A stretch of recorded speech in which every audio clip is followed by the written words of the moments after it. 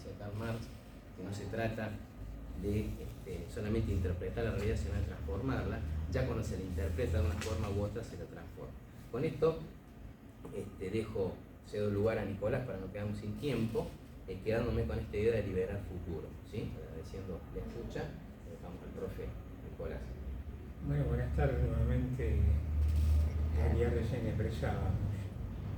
Hubo dos acontecimientos que realmente conmovieron en lo personal, que luego, profundizando esos acontecimientos, vimos que era una cuestión colectiva.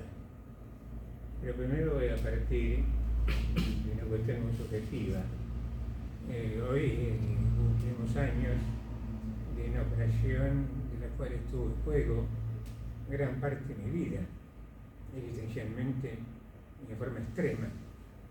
Y digo esto no únicamente por compartir una situación personal, subjetiva, de un accidente, pero cuando nos toca llegar a estas situaciones extremas, nos da otra visión del mundo, de la vida, de la existencia.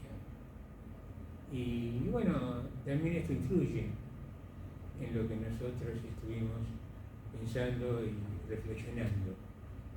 Y que nosotros hicimos en el 2020 esta posibilidad de pensar y reflexionar lo que se estaba ocurriendo, pero luego vimos de que el COVID-19 puede haberse decretado sanitariamente como terminado, pero que la pandemia ha quedado culturalmente instalada en la sociedad. Y hubo dos hechos que han sido esenciales y que hace mucho que el campo de la filosofía no observábamos, tampoco pensábamos que pudiera conmover los cimientos ya establecidos de la comunidad, que fue la Torre Gemela. En ese momento no le dimos importancia, no le dimos significación, pero vino a conmover, y quienes están en el campo de la economía sabrán con mayor precisión y exactitud que nosotros, que venimos del campo de la filosofía, pero venimos a comprobar que conmovió a todo el mundo económico, financiero e internacional, y que esto modificó también cuál era la nueva construcción política del poder que había generado en ese entonces la economía financiera del mundo. Esto generó un asombro.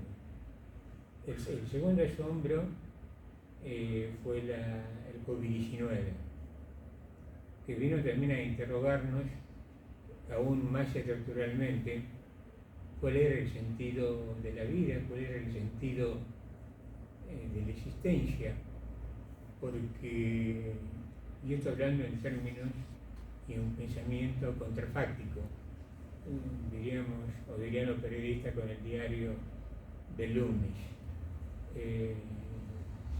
Se llevó mucha vida, muchos quedaron en el camino con el COVID-19, y muchos nos interrogábamos qué pasa con la condición humana, porque de pronto los avances científicos y tecnológicos parecía que ya habían dado con los caminos finales hacia el rejuvenecimiento y hacia la eternidad. Y de pronto vino el COVID-19 y luego se instaló como pandemia a decir que éramos seres finitos. De pronto los avances científicos y tecnológicos en el campo de la medicina, en el campo de la genética, en el campo de la informática, de los medios de comunicación, no eran lo que se pensaba como que venían a expresarnos como condición humana el concepto de la eternidad. Entonces surgió este segundo asombro, y el asombro es uno de los orígenes del pensamiento filosófico. Y hay una linda alegoría de Jorge Luis Borges. Jorge Luis Borges inventa en una de las obras más lindas, importantes que tiene, el tema de un joven de 24 años que se hace interrogantes. Ese joven de 24 años era él mismo. Entonces él plantea un diálogo entre sí mismo, pero lo hace desde él como una persona mayor de edad, y lo hace también como un joven de 24 años, a los fines de que él, su criterio y su pensamiento sean motivadores para que el joven de 24 años, que era él en sí mismo, se planteara temas vinculados a las realidades que se vivían, y que él pudiera responder desde su madurez. Es un invento que hace Borges clásico en él. Por supuesto que nosotros no queremos ser ni medianamente asociados a Borges, pero esto pasa. ¿Qué creo significar con esta alegoría de Borges? Es el planteo nuestro. Desde qué análisis miramos estos acontecimientos que se estaban produciendo en la humanidad. Bueno, en toda ponencia siempre se habla de generalidades, luego quienes se interesan por las mismas van de una manera u otra descartando lo que puede ser más valor para luego profundizarla. Entonces vamos a trabajar con generalidades.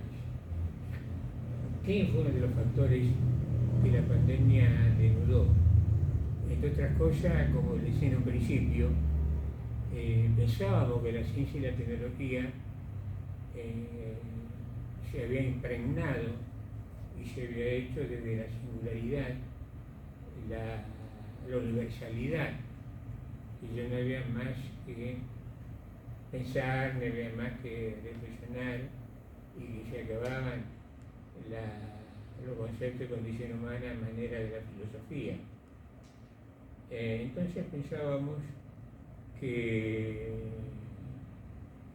de pronto nos encontrábamos que los avances científicos y tecnológicos avanzados denudaban otras realidades y otras debilidades que tenía en ese entonces y lo sigue teniendo la humanidad, y fundamentalmente los pueblos de América Latina, de nuestro país y de nuestra provincia. Y esto surge a consecuencia de que mientras yo estaba preparando una clase en ese entonces en filosofía de la educación, un alumno me hace ingresar en un WhatsApp y me dice: mire, yo soy del interior de Catamarca, soy estatón Belén, y me cuesta mucho dar respuestas y no voy a poder cumplir con el trabajo práctico que usted nos ha dado, porque me queda 2 o 3 kilómetros el lugar donde yo puedo ir, una cabina pública, para poder ingresar a la conectividad. Y tampoco tengo el dinero suficiente para poder hacerlo. Eso fue un golpe afectivo y emocional que me hizo repensar